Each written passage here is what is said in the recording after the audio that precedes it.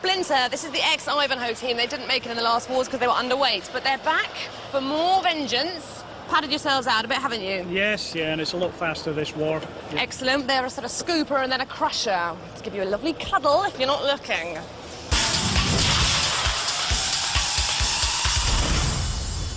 From Norwich, Splinter. A father and son team who fought in the second series, back with a completely changed robot, wheelchair motor power, crusher scooper, welded steel frame. It's the heaviest in the heat. In Series 2, they were knocked out by GBH in their previous incarnation as Ivanhoe. And just look how primitive the robots were 2 series ago compared to these days. GBH got in underneath Ivanhoe, too high ground clearance really, and rolled them. Stuart and Craig, over and out for them. This is my dad, Stuart, and I'm Craig. This is our robot Splinter, and together we make Team Ivanhoe. Yeah, Splinter's got very high traction tires here, and it's powered by 2 Bosch motors. The main weapon is these 2 arms here, powered by wheelchair motors. They're quite powerful, and the idea is to get under the other robots and grab hold of them, chop them, and ram them into the side wall. Roboteers, stand by. The front scoopered Splinter there, Stuart and Craig Waitman. There's Small Talk, little Alex in the middle, only 8. And Centurion, Ray Tate, the captain of the controls. 3, 2, 1. Activate. Big Ray's an alarm technician by trade. No alarm bells ringing for Centurion at the moment, and on the attack on Splinter straight away. Now you can see the sort of crushing arms of Splinter coming out, trying to pinch Centurion, and in slams Small Talk with a very impressive movement there, a great power drive. The arms of Splinter go back in. There's Centurion trying to flip Small Talk up in the air. Very unusual looking robot Splinter. It's combined a scoop and also sort of pickaxe weapons there. We haven't seen it before. Attacking Small Talk. Centurion standing idle. Is it too idle, I wonder? Well, the flipper... Oh no, it's okay. The flipper was working. They're off and running now, Centurion. Down comes the axe. No great power on that Centurion axe though. 15 tons of power. I don't think so. Not from what we've seen. Splinter grapples Small Talk. Now you can see why we do have the pincers and the scoop. And in towards Shunt, and the great axe blow penetrates the so-called bulletproof plastic shell of Small Talk away, and nippy Small Talk up to 20 miles an hour. It's a quick robot across the arena floor. Dead Metal comes out, a little bit of a pinch. Ooh, tight. Down comes a circular saw of Dead Metal. Spinning Splinter. Think they've obviously done enough to go through. Centurion curiously sluggish, immobile throughout, really. Don't know what the judges will have made of it if it goes to the judges, but they've hardly moved, Centurion. I don't know whether the Tate brothers have got a problem there with the controls, the 750-watt industrial motors. Killerhurtz there on the left-hand side, and Centurion, our seated robot here, number 31, sees thrash from Killerhurtz, says the message. Centurion about to be thrashed and smashed, crashed into the pit any second now. Well, that's an upset. Out go the number 31 seed Centurion. And in the great gladiatorial Robot Wars Coliseum, the thumbs go down for the Roman Centurion. Centurion immobilised. Splinter and Small Talk through to the next round.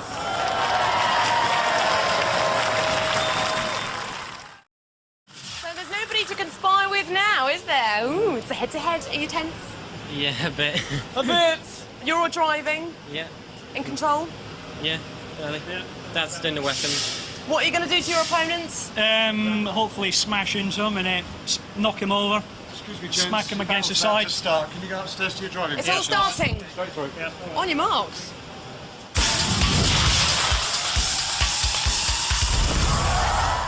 Waits for no man, Jules. Shut up, give it a rest. The competitors. Stand by. Killerhurtz, seeded number 16. With Rebecca there on the left-hand side, John Reed in the middle, and Dominic Parkinson. And here's Splinter. Now, don't mess around with Craig Waitman, boys. He's a black belt at karate there at the controls. 3, Activate. He likes his kickboxing too. Are you about to get a kick up the backside, Splinter? No. Holding Killerhurtz in the jaws. This is a very creative, unusual robot, Splinter. And well done to the Waitmans for their design, ingenuity, innovation. Killerhurtz turns side on, trying to spin and come in on Craig and Stewart. A slam there of one of the side arms. Can Killerhurtz get that pneumatically powered axe to work? Ivanhoe speedily away, up to 15 miles an hour. Killerhurtz just the quicker of the two. And can't get any momentum to come in on a drive to get the axe working. And at the moment, it's Splinter doing all the work here. When they get Team Ivanhoe, they were knocked out by GBH in Series 2. You can still see the Team Ivanhoe motto on the front. Very, very quick battle this, but Killerhurtz into the CPZ, and that means now Shunt can come in with a huge axe. And Killerhurtz lucky to get away. We could be seeing an upset here. Killerhurtz slammed against the arena wall. Are they dead? Are they immobilized? Smoke pouring out of Killerhurtz. The axe is certainly working, but they're going nowhere. Killerlot looks on, waiting to come in for the kill. And in comes Killerlot now, the scariest robot on Earth, with its prototype cold fusion cell and cold blinking eyes.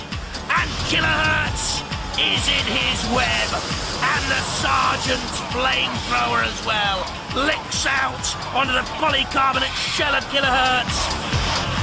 And together they rest Killerhurtz on the arena flipper, do they? No. Meanwhile, Splinter watches on. Killerhurtz is rolled, lifted, tossed, turned. Oh dear. Imagine going for a dance with Sir Killerhot in the deadliest of nights. Killerhurtz is okay now, but I think immobilized for too long.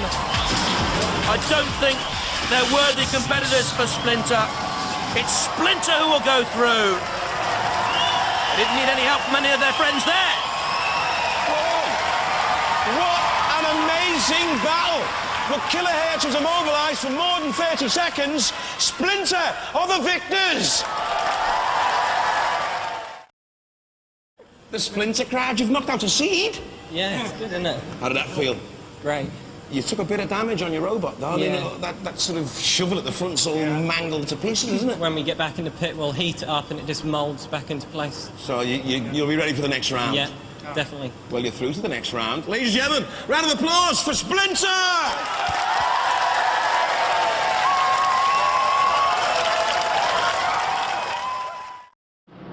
Hello, Craig. Well, the pressure's on now, isn't it? Yeah. Last time we saw you, you were going to kick some butt. It's looking good. How are you feeling? Well, it looks a bit second-hand at the minute, and, well, just hope it all goes to plan. I'm going to try and grab hold of it like usual and smash it against the sides. And if you were putting money on this match, would it be on yourself? Yeah. Yeah? Do you agree with that? Yes, oh yeah, it should be okay. We just see how it goes.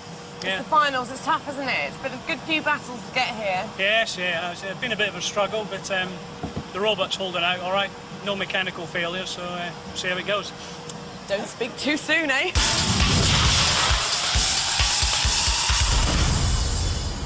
From Framfield in East Sussex, Eric. From Norwich, Splinter. 15-year-old karate black belt Craig Waitman at the controls from Taverham High School in Norwich.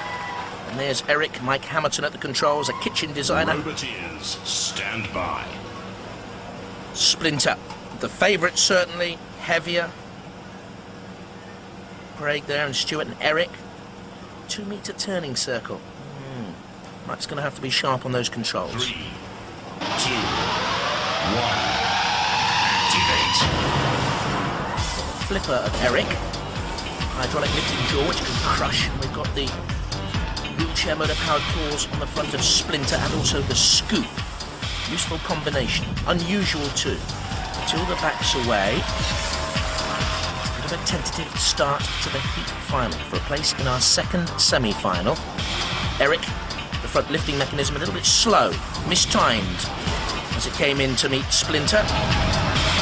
Let's Electrical expert of the team is Ian Nicholson. He is an electrician, a Sparks by trade. Son Bruce, of course, yells if there's any danger.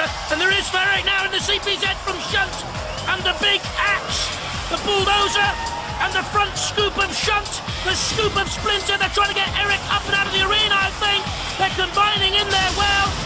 But Shunt then hammers against Splinter. Back off, back away. Leave Eric to me, says Shunt. Splinter has other ideas. Eric nudges Matilda, whose bright eyes gleam and then fade as Eric moves away and her prey has gone for the moment. Eric slammed against the arena wall by Splinter. The more aggressive of the two, certainly. There's Craig and Stuart, father and son. Stuart's an instrument production technician. And his Splinter machine bashing against Eric.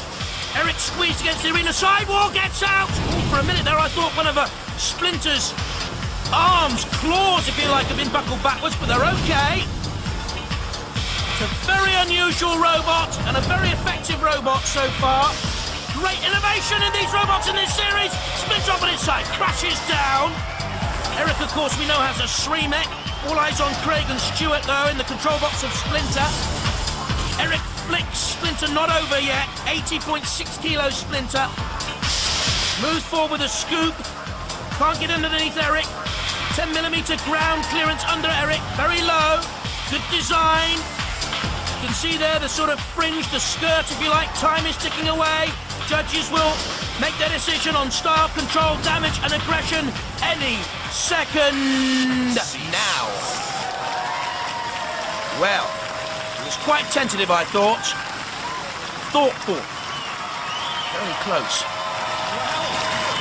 That one went to the wire. I wouldn't want to call that one. So we go over to our judges to make the decision. There we are. Noel Sharkey looking at the replay. So can we now. Splinter, the aggressor. Eric into the CPZ and taking punishment there. That'll count against Eric. And Mike Hamilton, the driver.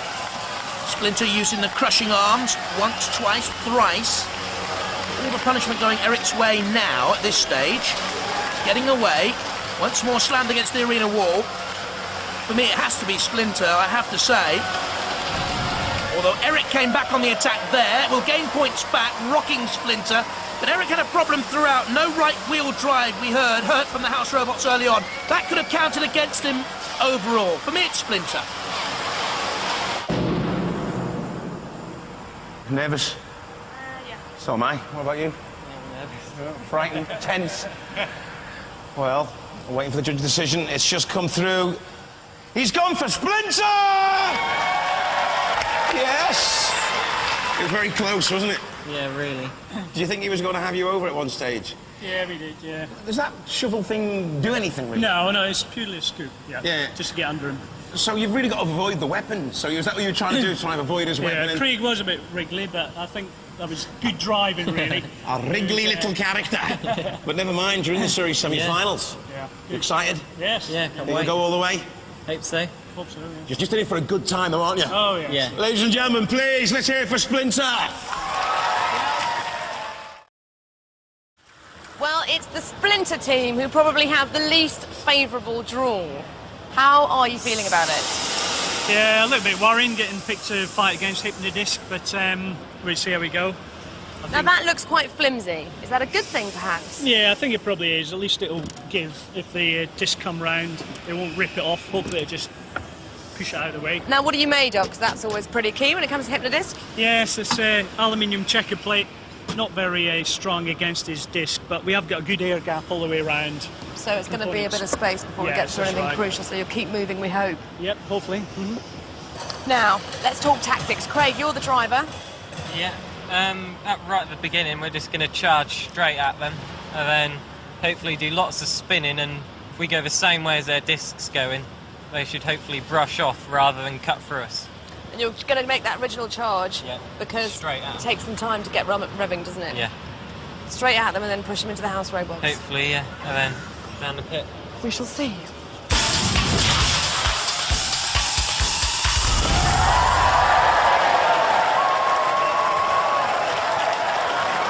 From Norwich, Splinter. As far father and son team who fought in the second series, back with a completely changed robot, wheelchair motor powered, a crusher scooper, a welded steel frame. It's the charge of the Splinter Brigade. This is our robot Splinter. We just finished beating Killerhurtz and Eric, and now we're back for action. Yeah, unfortunately we've been drawn to fight against Hypno-Disc, which is a bit worrying as it's quite destructive. But we just keep moving around, or rather Craig will, because he's driving. I'm only allowed to operate the arms. So we just see how we get on. Roboteers, stand by. Hypno-Disc, awesome with the Rose family, twin brothers Dave and Derek, and dad Ken, a retired engineer, and there's Splinter with Stuart Waitman, dad, and 15-year-old Craig. 3, 2, 1. Craig's plan just runs straight to Hypno-Disc. He's utterly balmy. Or is he? Was that a worthwhile tactic? That certainly isn't. He's done all the hard work, charged at Hypno-Disc, got away, and then ran straight at the arena wall. Back again, what a brave effort this is from Splinter. Drive straight on. Could this be one of the biggest shocks ever in Robot Wars? It's certainly a valiant effort so far from Splinter. If they keep attacking on a frontal collision with that disc, they'll protect their more vulnerable sides, of course, Splinter. And maybe, who knows? Oh, no, they won't! There goes the scoop at the front. They didn't quite turn the right way. They turned right into the spinning disc. Things did not go according to plan. And the delight of Ken Rose speaks for itself. There's not much left of Splinter now. Oh dear! Off comes the side. This is painful to watch for the Splinter team. I'm thoroughly enjoying it. It's marvellous stuff. Look at Splinter. Is there anything left there that works at all? They're still trying valiantly to cover the arena floor. I think that's it now. I don't think there's any controls left. The very innards. Poor old Craig still trying to get... Oh dear, we're seeing it again. Trying to get some sort of traction and mobility out of Splinter. Craig, give it up, mate. Oh, off it comes again. One of the front arms is buckled and tattered and torn. In comes Dead Metal for a slice of what's nice and good for a house robot. The very innards and machinery of Splinter. The draw was hard luck for the Waitmans, but you run the risks and you take the chances in Robot Wars. When you enter, you know what's going to happen to your machines if you fail at the highest level. And I'm afraid at the very highest level against the awesome power of Hypno-Disc. They've been left in splinters somewhat, haven't they? And at least they're smiling. It's gallows humour, of course. Well done, the Waitmans, Stuart and Craig from Taverham High School in Norwich. Great sports. And back to the old drawing board with not a lot of pieces to build on for next time around. Well, well, well. Very close fight. We're going to have to go to the judges on that one. Only joking. Splinter, splattered. Hypno-Disc, march on!